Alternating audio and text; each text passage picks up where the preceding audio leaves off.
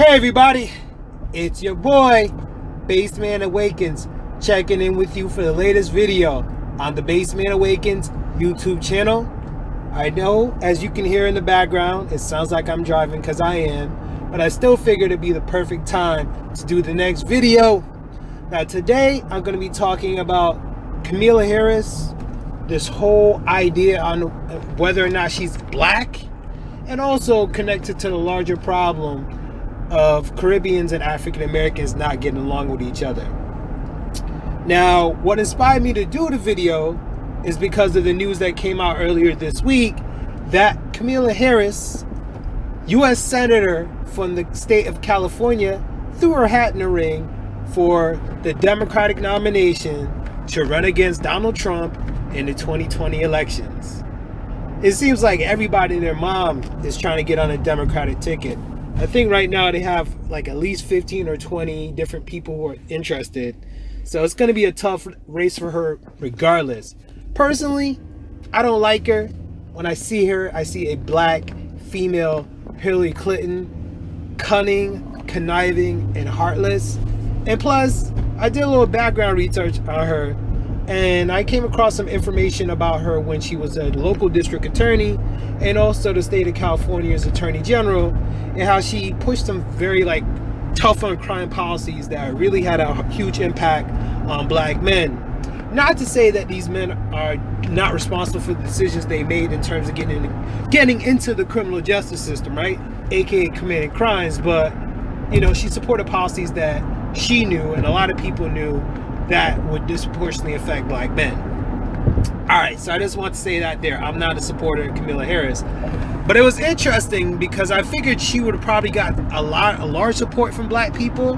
But at least on Twitter, social media, and YouTube, the response has been mainly negative, which was shocking to me. And what was even more shocking were the reasons why people weren't supporting her. It's not like they were saying the things that I just told you guys about her being a heartless black female version of Hillary Clinton, or her support for hard on crime policies.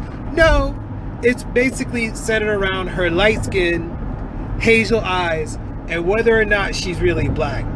And of course, nobody's going to say that they really don't like her because she's light skinned, or she has hazel eyes, or she comes from a well-to-do background. But I think those are the real reasons, right? So taking a look at a lot of YouTube comments, like Twitter posts and all this other stuff, people are out here saying, oh, she's not really black, she doesn't understand the African American experience. So I'm gonna take the first one, right, that she's not really black. And I'm like, what do you mean by that? Obama was half black. A lot of so-called popular or known or even civil rights leaders were mulatto or mixed with other things. And I'm like, this is where black people, we're being kind of hypocritical here, right? Because you're downing her for being mixed with something else. And in this case, her mom is Indian from India and her father's a black man from Jamaica. But then within the African American community, people are always bragging about their so-called Native American ancestry. Damn near everybody I've met that's African American has claimed some type of Native American ancestry. So to me, what is the real difference, right? She's not playing up her Indian, well, at least as far as I know, she's not playing up her Indian ancestry, at least not in this election. But I'm like, yo, black people, we the first ones out there screaming about everything else other than African that we got in our background. So I just don't understand how you can have a problem with her. And then the other side of that, right, which is this whole thing about her not understanding the African American experience. Again, this is another perfect example of black people putting our foot in our mouths. What is the African American experience? What are you trying to define as being African American? And that's something I've struggled with in terms of my relationships with a lot of black people, because I was never the typical young black dude from the hood, even though I'm from the hood. I always liked watching Discovery Channel. I read encyclopedias. I love going to museums. I would hang out at Barnes and Noble. These are the things I would do for fun. And most of my family, they weren't into that. I mean, most of my friends, they were into that. I actually had to hide a lot of the things that I liked from my friends. Even though I grew up in the hood, even though I have family members, close friends who died violently, went to prison, all this other stuff. But so I gotta ask, what is the typical African American experience? If you're saying that it's being poor, being from the hood, coming from a broken family, I feel all those things. I grew up in the hood. I come from a broken family. I was raised by my mother. I don't know who my father is. Never had a relationship with him. But again, there was the other side of things. Went to the Smithsonian, right? Hung out at the library. Had a job at the library. Liked to watch the Discovery Channel. So do I fit into the typical African American experience? However you choose to define that. And I think for a lot of us, we choose to just define it in a very narrow and a very negative basis. Yes, there are a lot of poor black people, but guess what? There's a lot of middle class black people, and there's a decent amount of upper middle class and rich black people. She didn't choose the parents that she had. And from the background research I did about the situation, like I guess her mother and her father divorced when she was like 7 or 8. Then her and her sister, her mother took them to live in Canada. So I guess they grew up and they went to private schools and all that. To me, that's a good thing. Why? Because that's one less black person growing up in poverty. You don't think if you had a choice, if you grew up in the circumstances that I did, and you had the option to grow up in a nice neighborhood, you wouldn't choose that? You wouldn't choose that for your kids? So for me personally, that's just these reasons that black people are coming up with that are not policy related are just showing the level of ignorance and also the level of self-hatred that still is within the black community.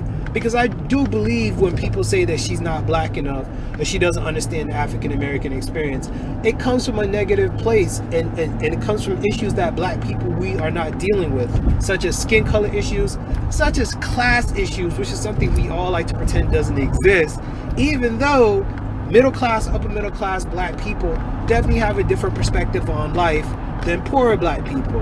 And then on top of that, I think black people, we like to lie to ourselves and pretend that we don't have an elite as well. Kamala Harris was born into the elite. Her parents provided her with an upper middle class background. She went to HBCU. Yes, she joined a black sorority. And though all those things are showing the rubber stamps of her being a part of the black bourgeoisie. So to me, that sounds like she's a real black elite. To me, yeah, she's a part of the African American experience, the elite African American experience. So if you're going to judge her for that, then you should judge Obama, who didn't fit the quote unquote African American experience, and most of these other black politicians such as Cory Booker, and a lot of these other people that they throw in your face, including some of these rappers. A lot of these rappers didn't grow up in the hood. They came from middle class families, went to private schools, such as your boy Plies, who was the class valedictorian. So, I think this situation, Kamala Harris, is just another way, if you have that red pill codified way of looking at things, that exposes some of the problems, that deeper issues in the black community that we're not dealing with. And guys, I haven't even got to the bigger topic, right? What Kamala Harris really is saying about a lot of issues concerning self-hate that black people are not dealing with, class issues, but also the different types of black that exist in this nation. Yes, the vast majority of black people in this country are African Americans, but they are not the only group. Ding ding, including me. I talk a lot about the issues that are concerning black people in this country, but I myself is not African American. I'm actually Caribbean. I was born on one of the larger English-speaking islands in the Caribbean. I'm not going to say which one because I don't want you guys to figure out who I am. Just know me as Baseman. But what I'm saying is, I think this also reflects a dark underbelly or issue that black people don't want to deal with, which is the diversity of what is being black in this country. The vast majority of black people are African Americans, but Caribbeans and also Africans have contributed to the development of black people as a whole in this country. You take a look at people like Marcus Garvey. There's a reason why he came to the United States, because he understood that the black people here were the most capable of helping him achieve his goals of black people liberating ourselves economically and socially. But I don't hear too many people saying that he didn't understand the African American experience, or he didn't have the capability to do something good for black people. And then, so that's the reason why I want to wrap this all up and connect it back to Kamala Harris, where I think it's good that black people are being more discerning of black candidates and how they think and whether or not they're going to do something for black people. But my issue is, we take a look at these arguments such as she's not black enough and she doesn't understand the African American experience. And I think it shows some deeper issues that black people have yet to deal with. Skin color. A lot of people hating on her because she's light skinned, got them hazel eyes and that wavy hair. And the fact that she's mixed with something else, the fact that she grew up in a bourgeois lifestyle, and the fact that her father is a black Jamaican, which a lot of people think it discredits her ability to bring something to the table for black people.